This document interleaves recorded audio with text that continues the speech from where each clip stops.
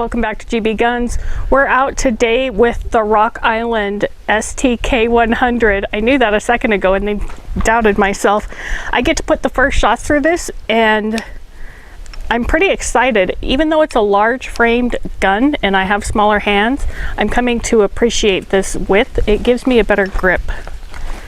So I've got 10 rounds and we've got our traditional ABC zone at about 20 yards down there, just to get a feel for the gun. Oh, that's a narrow front sight.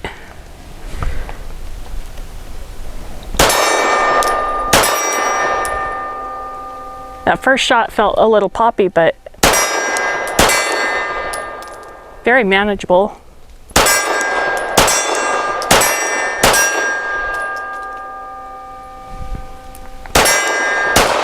I missed one and I'm out. One of these days I'll get them all. That's really fun to shoot. So yeah, I'm excited to hear what Graham thinks and then to run it through the barrage of our tests. All right, first shot's warming up with this thing. You know, I mentioned in the tabletop, the grip texture feels a little slick, but it sits in the hand so nicely, I don't think it's going to be an issue. 10 rounds on the steel. Let's see how we do. Years ago, I ran a Glock 19 in competition, then a Glock 34. But it didn't feel this nice. I am having issues with this sight setup.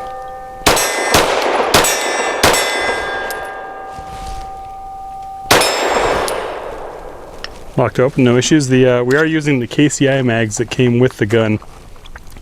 The sighting, and you'll have to reference the tabletop to see this, there's kind of a rounded edge towards the back here, and when the sun hits it right, it's sort of tricking my eye as to what the rear sight is actually looking like, and that makes the alignment a little bit tricky.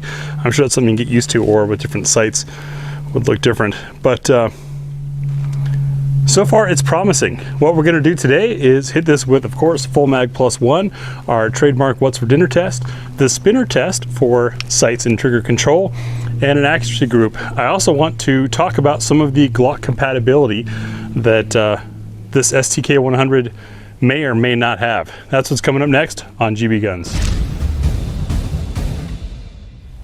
So first off, that Glock compatibility that the gun does or does not have depends on who you talk to. You watch official Rock Island footage and they talk about all the compatibility. You read the blogs and the press releases that talks about compatibility. You visit the Rock Island website, no mention whatsoever, at least that I saw.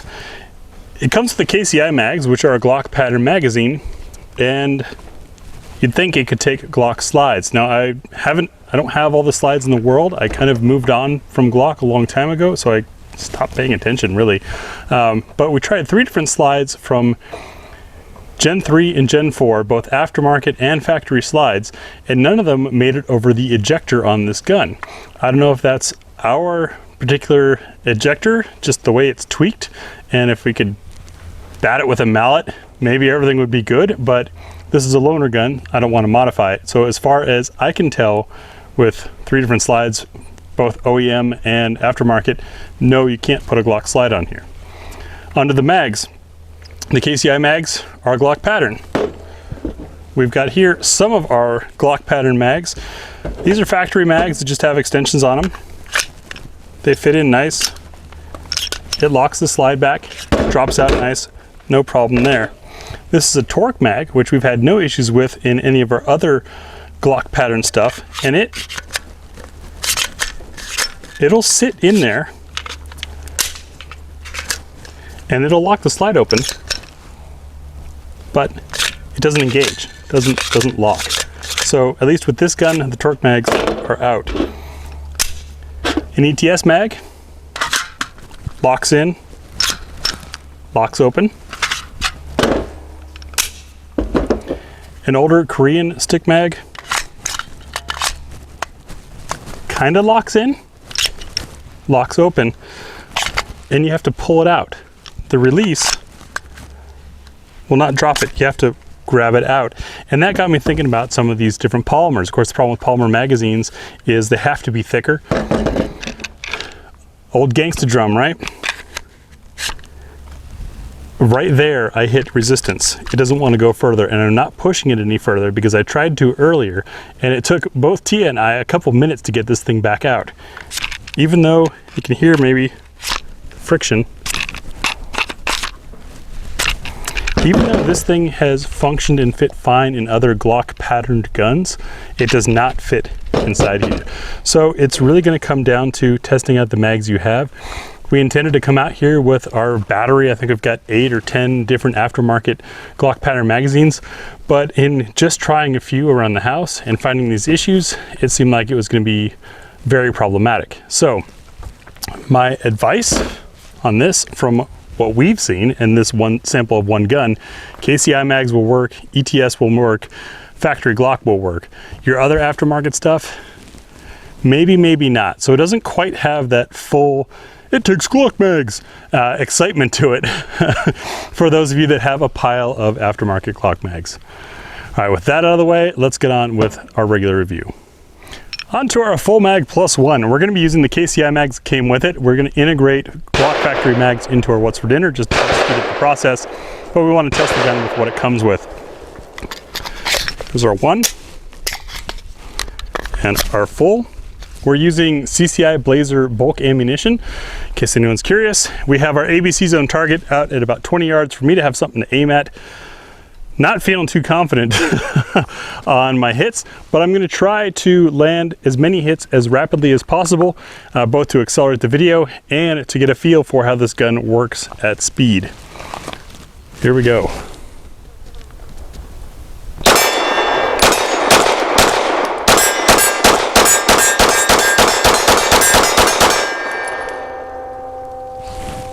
No issues cycling from the full mag plus one. And I learned to aim, which was a good thing until, I don't know if you can zoom in. That front sight that was so hard to see, here, I'll move in,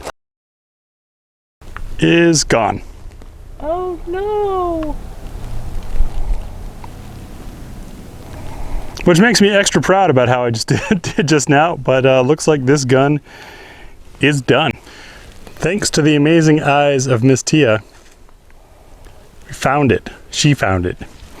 And in looking at it up close, and I've got a picture, I don't think the camera's gonna really pick it up well, that excessive oil that I talked about in the tabletop video was all up on this screw. The screw also had Loctite on it, which would have been proper, but I'm willing to bet the hydrocarbon chemicals from that oil broke down or prevented the Loctite from working.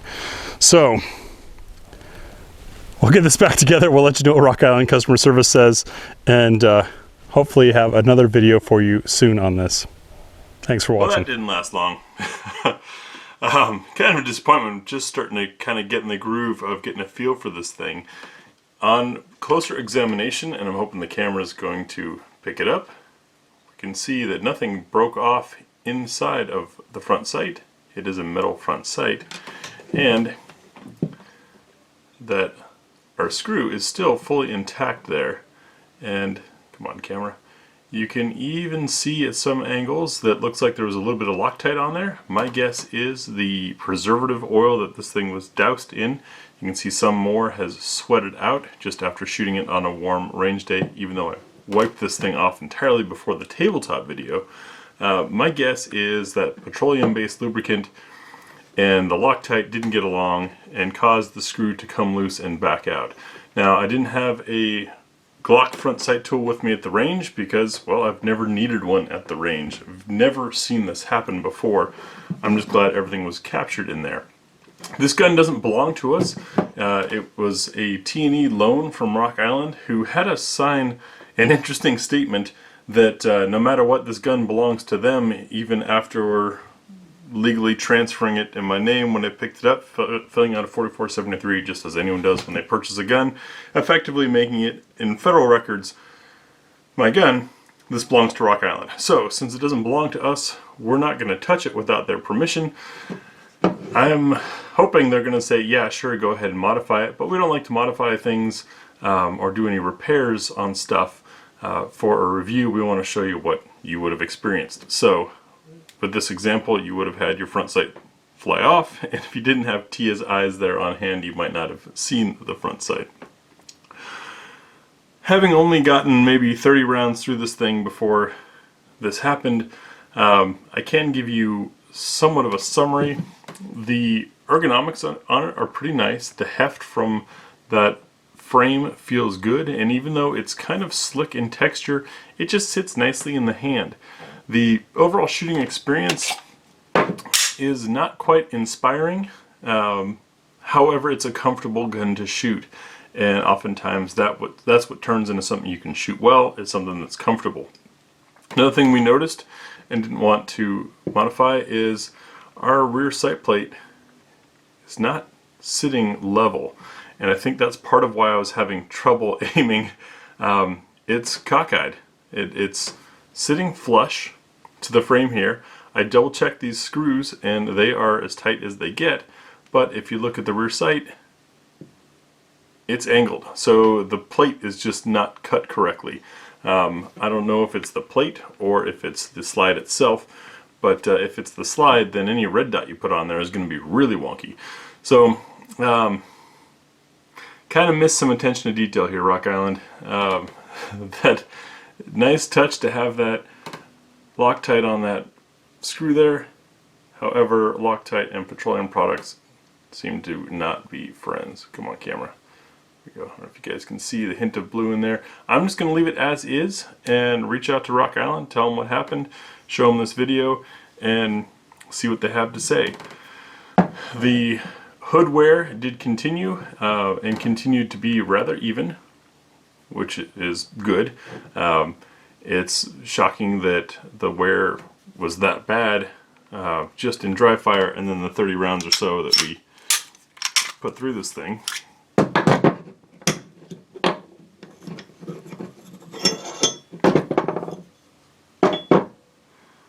There's our screw. I don't know if you're going to be able to see that or not. Maybe there isn't thread locker on it. The threads are chewed a little bit, probably from the last moments where the front sight popped off. And this underside edge in here, you can see where that bite is happening on lockup on the slide. Now that is typical of the standard Browning tilting lock breech action. It's on all Glocks and other guns following that design. Heck, even this barrel that has minimal use in it, you can see the top part, it wears off. So not a real shocker there, but a bit of a disappointment just to have a gun fall apart 30 rounds in. Not a serious deal. If Rock Island's cool with it, I'll put it back together and we'll take it back out. I am curious though what their explanation is for that crooked rear sight. I mean, everything looks flush on here and those screws are sitting flat. So maybe a machining error. Time will tell. To give you shooting impressions that I can recall, like I said, it's a very comfortable gun to shoot. Not the most inspiring, but I was starting to warm up to it and starting to enjoy it about the time that the front sight came off. Who knows if me missing on the steel is because of that crooked rear sight or because the front sight was backing out. But hopefully we'll have a follow-up video for you after we hear back from Rock Island. Just wanted to give you a conclusion on this thing because it might be a while. Thanks for watching. One more little bit, just as I was preparing to put this away, I wanted to thread in the screw to the sight so that I don't lose it. And it feels like this might have been cross-threaded, which would explain why the threads are a little wonky there and maybe why this thing let go. So maybe that sight wasn't on correctly to begin with, just a little assembly error. There we go, now it's threading in. But it did feel like there was some cross-thread action in there. So just something to be aware of. If you pick one of these up, you might want to check out your overall assembly quality prior to taking it to the range. Thanks again.